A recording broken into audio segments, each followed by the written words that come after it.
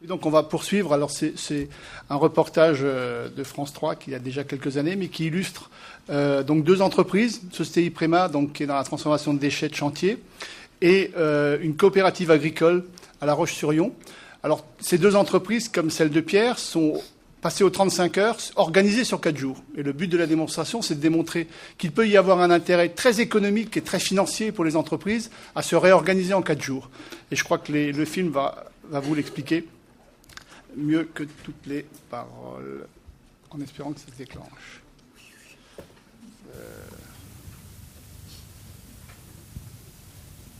Alors, il y va.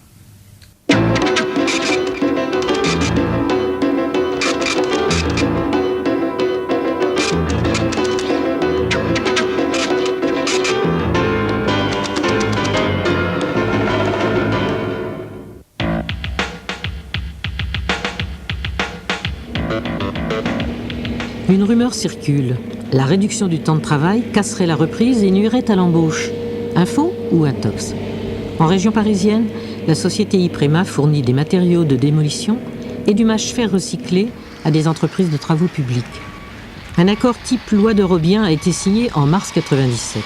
Pour les 42 salariés, ce sont 35 heures de travail, réparties sur 4 jours, pas de diminution de salaire, 8 embauches. Alors ça marche?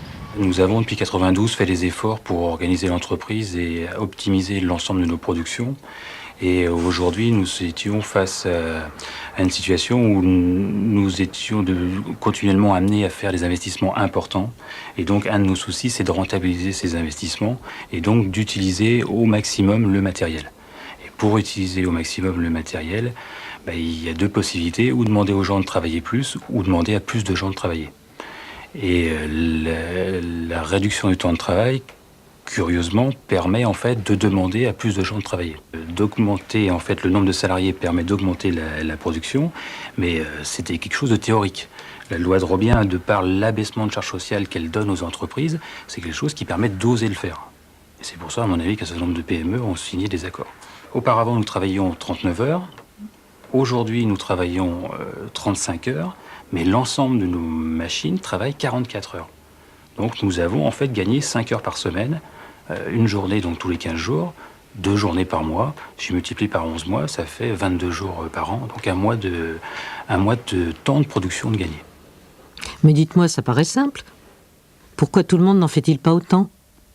Parce que, à mon avis, un certain nombre de responsables d'entreprise raisonnent par a priori, et sans même commencer l'étude en fait de cette réduction du temps de travail. Alors vous avez une idée des raisons qui motivent la rigidité du CNPF? Je pense que des idées, on a, à mon avis, oui, mais je pense que c'est pareil, c'est un raisonnement par a priori. Le dispositif de Robien prévoit que les représentants du personnel menant la négociation, s'ils ne sont pas syndiqués, doivent être mandatés par une organisation représentative. Astrid n'était pas syndiquée. Donc après concertation avec la direction et le personnel, nous nous sommes tournés vers la CFDT, qui est un syndicat qui milite pour les 35 heures, l'aménagement et la réduction du temps de travail.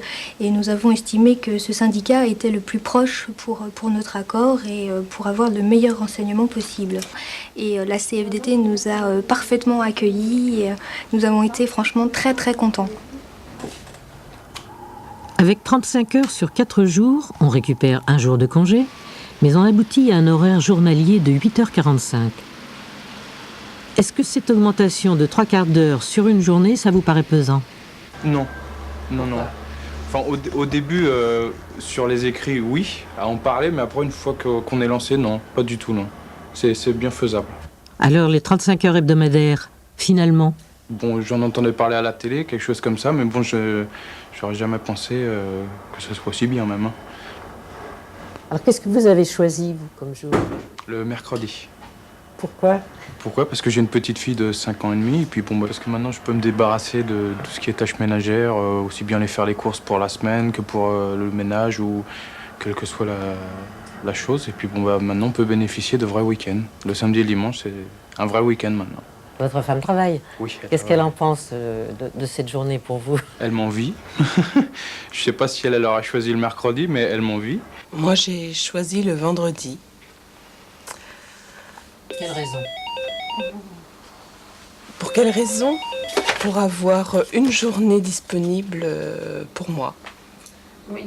Pour faire ce que j'ai envie de faire et ce que je ne peux pas faire le reste du temps parce que donc soit je suis au bureau, soit je suis chez moi et j'ai mes enfants, donc c'est pas toujours facile.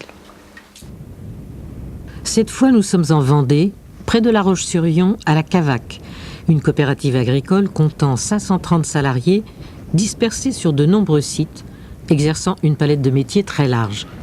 Un accord loi de Robien vient d'entrer en application après 3 mois de négociations.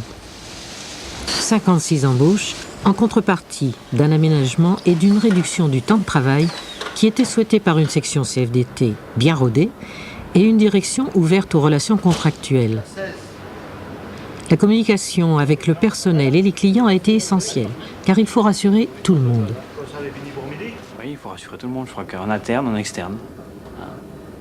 Mais surtout que là, on est sur un milieu rural où, a priori, travailler 35 heures, c'est pas forcément vu d'un bon œil. Ça peut, entre guillemets, paraître fainéant. Et par rapport à certains paysans qui disent tout le temps travailler, jamais arrêter, donc on a de la peine à caler. Mais bon, on s'aperçoit aussi quand même malgré tout que les paysans, les éleveurs, ils s'organisent de mieux en mieux et ils recherchent aussi une qualité de vie et un temps de travail aussi pas trop pléthorique. La réorganisation du travail à la Cavaque n'a pas été une petite affaire. En fait, nous sommes une fédération de PME et ce qui a fait la difficulté de notre chantier, et ce qui a expliqué longtemps d'ailleurs la perplexité qui était la nôtre quant à la possibilité d'avancer sur un projet de loi de Robien. Hein, cette atomisation de l'effectif de l'entreprise sur une quarantaine de sites différents. Donc, fédération de PME, nous avons essayé, et le travail n'est pas terminé, je dirais même que d'une certaine façon, il ne fait que commencer. Nous avons essayé d'inventer, ou de mettre en place, inventer le mot est peut-être trop fort, une forme d'organisation et d'application de la réduction du temps de travail, unité par unité. Dans certains cas, voire même site par site. À la Cavaque, avec l'informatique embarquée, les chauffeurs ont la possibilité d'enregistrer à la minute près un temps de travail dans lequel les attentes sont prises en compte. Travailler moins pour travailler de façon plus rationnelle, dégager de l'emploi et vivre mieux. Pourquoi cet enjeu fait-il peur au patronat? Je pense qu'il faut très vite que le CNPF me retrouve un peu plus d'imagination et de dynamique sur ce plan que qu'une réaction qui consiste à dire pas question, on tourne la page. Ça ne suffit pas, il faut aussi apprendre à négocier. Et je crois que le problème de l'emploi mérite autre chose que les positions un peu raides dans lesquelles chacun un temps peut se complaire, mais qui ne saurait suffire à résoudre les problèmes de société qui sont les nôtres. Dans la mesure où on pense qu'on ne résoudra pas le problème du chômage uniquement en développant la croissance et en développant la consommation, je crois qu'il faudra bien finir par répartir ce travail. Donc le choix de la CFDT est clair, c'est d'aller vers les 32 heures, dont on a fait un pas sur les 35. 35, c'est même beaucoup dire, puisque c'est une annualisation. Donc on est sur une moyenne hebdomadaire annuelle de 35 heures. Donc ça permettra de dégager de l'emploi et on en a la preuve. En 1997, 1500 accords déjà conclus, 20 000 emplois créés, 15 000 emplois sauvés. Donc voilà les témoignages. En 98, Oui, C'était en 98, oui, tout à fait. Et c'est un discours qu'on a entendu ce matin aussi. Alors, tout de même, je précise, la société IPREMA, par exemple, fonctionne toujours selon ces critères-là, puisque le petit film qu'on a vu, il est même en première page de leur site Internet, qui est un site très très moderne, c'est une société qui est au top niveau. Et si vous allez sur leur site, il fait partie des vidéos qu'ils proposent de regarder, etc. Donc ils sont très fiers de leur organisation et ils s'en prévalent. Ce qui est très rare, parce qu'on a beaucoup de mal à faire témoigner des gens qui fonctionnent aujourd'hui sur 4 jours. C'est vraiment une patate chaude et un tabou. Et on a vraiment beaucoup de mal à faire témoigner des entreprises. Donc merci Pierre, doublement.